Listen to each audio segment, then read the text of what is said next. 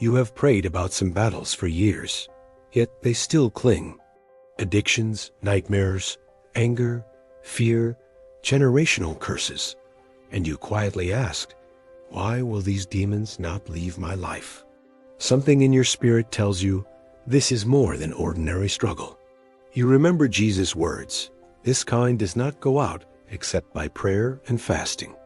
Your heart wonders, is God calling me there? Today I want to talk in simple English about 4 fasting methods that demons hate. Methods that, when mixed with real repentance and obedience, close doors so they cannot easily come back. Hear this clearly. Fasting is not magic. The power is not in hunger. The power is in Jesus, in His blood, and in your agreement with Him. Fasting simply helps you agree more fully. Also, if you have serious medical issues, are pregnant, or on medication, talk to a doctor before long food fasts. You can still fast in other ways: media, sweets, certain meals. Use wisdom. Let us first read what Jesus said. In Matthew chapter 17, His disciples could not cast out a demon. Jesus did, and told them this kind does not go out except by prayer and fasting. Some battles are simple, others are deep. Fasting is like bringing a bigger spiritual weapon to the fight, not because God is stubborn, but because your flesh must be humbled and trained. Isaiah 58 calls fasting a way to loose the bonds of wickedness, undo heavy burdens, and break every yoke. That is deliverance language. Fasting is a tool God gave for freedom. Method 1 is repentance fasting. This is where you fast to break the legal rights demons have gained through your sin, your ancestors' sin, or long-standing disobedience in your life. Demons cling to guilt, shame, and unconfessed sin. Ephesians 4 verse 27 says, do not give the devil a foothold. Sin that you protect and excuse becomes that foothold. In Joel chapter 2, God says, even now, return to me with all your heart, with fasting and weeping. The people had sinned. Fasting became part of their deep return to God. Repentance fasting means you set aside food for a time, get alone, and ask the Holy Spirit, show me every sin, every open door, every pattern where I have agreed with darkness. As He shows you, you confess. You do not blame. You say, Lord, I agree this is sin. I turn from it. I renounce every spirit tied to it. I choose your way instead.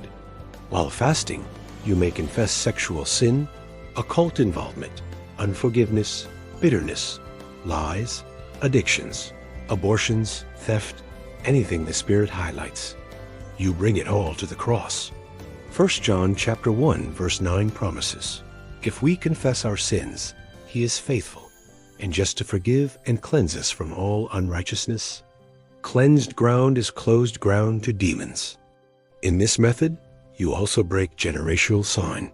You can say, Lord, I confess the sins of my ancestors' witchcraft, idolatry, abuse, addiction.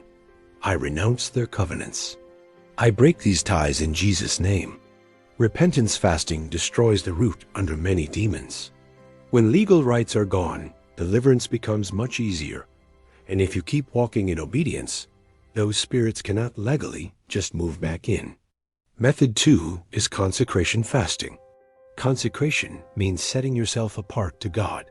You fast, not just to confess sin, but to dedicate your whole life as holy ground where demons cannot live. Romans chapter 12 verse 1 says, present your bodies as living sacrifices, holy and acceptable to God. Fasting is one way you climb on that altar and say, I belong fully to you.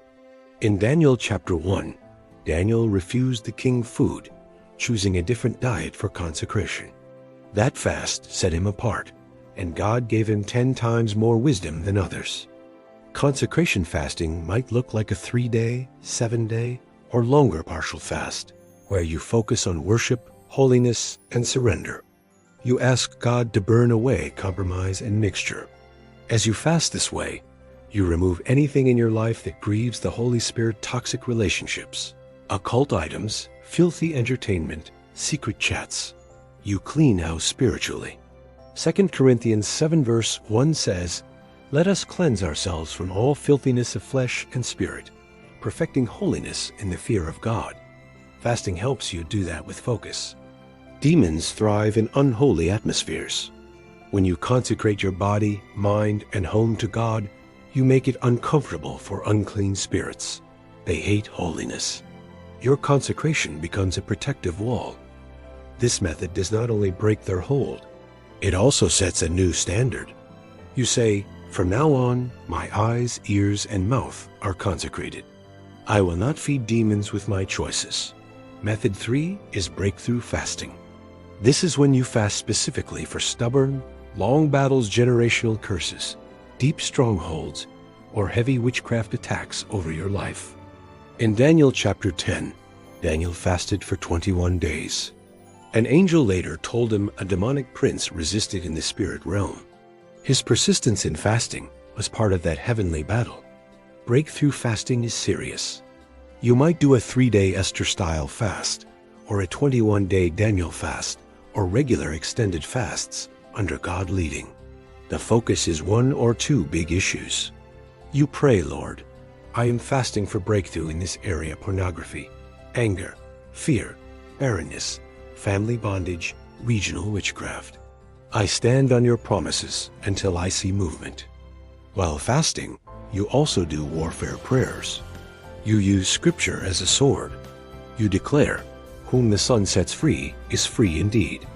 You proclaim liberty to captives. You forbid demons to stay. Matthew 17 shows that disciples needed this kind of intensified, seeking to move certain demons. Breakthrough fasting is like turning up the intensity of spiritual agreement with God. Often, during or after this kind of fast, things surface. Hidden demons manifest. Long-buried memories appear. You may need help from mature believers in deliverance to cast them out fully. Once they are gone, you must keep the doors closed. Jesus warned in Luke 11 that an unclean spirit, finding a house empty, can return with 7 others. That is why lifestyle matters. That leads us to method 4, lifestyle fasting. This is not a one-time event. This is a regular rhythm of fasting that keeps your flesh weak and your spirit strong, so demons cannot come back easily. Some believers fast 1 day a week, or 1 meal a day for a season, or certain foods regularly. The point is steady humility before God, not emergency hunger once a decade. In Luke 2, Anna the prophetess served God with fastings and prayers night and day. Fasting was part of her lifestyle, not an occasional panic response. Lifestyle fasting helps you stay filled with the Holy Spirit, sensitive to conviction, and quick to repent when you slip. A filled house is a protected house. Demons hate full, fiery hearts. You might decide, "Every Wednesday I will skip lunch and spend that time with God." Or, "Every first 3 days of the month I will fast partially, committing my month to the Lord." This pattern weakens old flesh habits that demons used as hooks. It also keeps you from drifting back into compromise slowly. It is like regular spiritual maintenance on your inner life. Combine lifestyle fasting with communion, Bible intake, and righteous living, and you make it much harder for any demon that was cast out to find comfort trying to revisit you. Remember, demons look for rest. They want agreement, space, and secrecy. Fasting creates the opposite. They find fire, light, and constant surrender. That is why they hate these methods. Now, a very important warning. Fasting without repentance is just going hungry. Fasting without obedience after deliverance will not keep freedom. Fasting is part of a whole life of walking with God. Isaiah 58 rebukes people who fast yet fight and oppress others. God says that it is not the fast He has chosen. He wants lives changed, not just empty stomachs. So as you apply these 4 methods, keep your heart posture right. Love God, love people, forgive, walk humbly. Demons cannot stay where the fruit of the Spirit grows. Some may ask, will these fasting methods guarantee demons never return? The truth is, no formula can replace daily obedience. But when you fast, repent, and live consecrated, you close every legal door. James chapter 4 verse 7 says, "Submit to God, resist the devil, and he will flee." Submission plus resistance is what makes demons leave and stay away. Fasting helps with both parts. Let us now talk practically about how to start each method in your own life, step by step, so you do not just feel inspired, but actually walk this out in truth. For repentance fasting, choose a day or 3 where you will skip at least one meal. Beforehand, ask the Holy Spirit to prepare your heart for honest confession. During the fast, read passages like Psalm 51, 1 John chapter 1, and Galatians 5. Let them shine light on sign. Write down what God shows you, then confess aloud and renounce. You can pray in Jesus' name. I renounce the spirit behind this sin. I close every door I open through it. I break the hold of darkness and submit my life fully to Jesus. For consecration fasting, decide a period, maybe 7 days, where you will remove some foods and also remove certain media, music, and activities that dull your spirit. Spend extra time in worship, praying, "Lord, I set myself apart to you. Show me anything that does not belong in a life that carries your presence. I want to be a vessel of honor." As he highlights things, obey quickly. Throw away items, end ungodly chats, unfollow accounts, delete apps that feed sign. Consecration is practical, not just emotional language. For breakthrough fasting, seek counsel. Tell a mature believer, "I feel led to fast for deliverance in this area." Ask them to pray with you, and if possible, even fast 1 day with you. Plan the length: 3 days full fast, 7 days partial, 21 days Daniel. Commit your battle to God. Write what you are fasting for. Refer back to it when you feel weak. During this fast, pray with authority. Use scriptures about freedom. Command demons to loose you. Renounce family curses. Expect some shaking sometimes. Things feel worse before they break. Hold on. For lifestyle fasting, start small but consistent. Pick a weekly or monthly pattern you can actually keep. Do not try to impress God. He wants faithfulness, not theatrics. Treat that regular fast time as non-negotiable meeting with God. Use it to recalibrate your heart. Check for small compromises and receive strength for the days ahead. You might say, "I feel weak spiritually." Good. Fasting is for the weak, not the strong. 2 Corinthians 12 says God's strength is made perfect in weakness. Demons bank on you staying busy, entertained, and full of flesh. Fasting flips the script. You choose emptiness before God so he can fill you and starve what demons used. Maybe you are thinking, "I am afraid to fast. What if I fail? What if nothing happens?" God is not grading you. He sees your desire to seek him. That desire itself is evidence of his work. If you stumble in a fast, repent. Ask God if you should adjust or restart, and keep going. Do not let guilt make you quit. The enemy would love that. Right now, if you sense God calling you to one of these 4 fasting methods, place your hand on your heart if you can and say softly, "Lord Jesus, I say yes. Teach me to fast." Pray, "I surrender my appetite, my comfort, my schedule to you." Use fasting to break every demonic hold, cleanse my heart, and fill me with your spirit. I want to walk in freedom. Father, in Jesus' name, I pray for this listener. Break fear of fasting. Break laziness. Break every chain that has made them afraid to confront dark patterns. Give them courage. Give them wisdom. Lord, as they fast in repentance, reveal every hidden sin. As they fast in consecration, wash their desires. As they fast for breakthrough, shatter strongholds. As they fast as lifestyle, keep them free. I speak to every demonic spirit that has harassed this person. Your time is over. As they submit to God and fast in obedience, you will have no more legal ground. You must go in Jesus' name. If you have never given your life to Jesus, Fasting alone will not save you or free you. Salvation comes only by His blood, received by faith. Start there. You can pray now. Jesus, I believe you died for my sins and rose again. I turn from my sin. Forgive me. Save me. Fill me with your Holy Spirit and be my Lord. If you prayed that from your heart, welcome into the family of God.